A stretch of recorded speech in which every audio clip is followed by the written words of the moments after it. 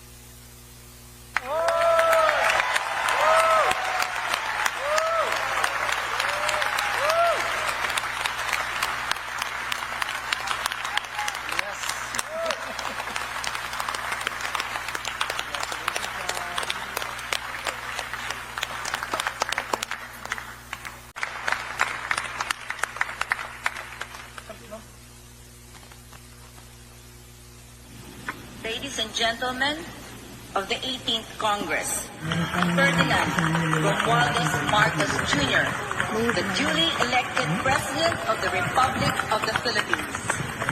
May we request the duly elected President, President Ferdinand Romualdez Marcos Jr., to proceed to the rostrum. May we also request the family of the duly elected President Ferdinand Bongbong Romualdez Marcos Jr. to accompany him to the rostrum.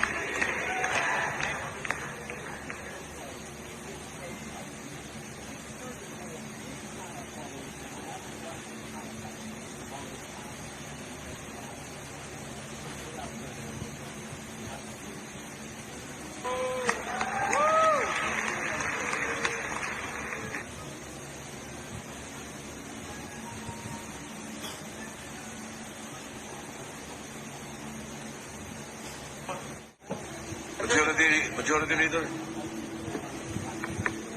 Yes, Mr. President. Out of all the excitement, we forgot that we have to adjourn.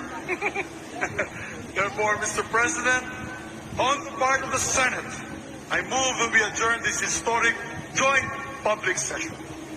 On the part of the Senate, this joint public session is hereby adjourned. Majority Leader of the House of Representatives. Mr. Speaker, on the part of the House, I move to join the joint session. On the part of the House of Representatives, this historic joint public session is adjourned.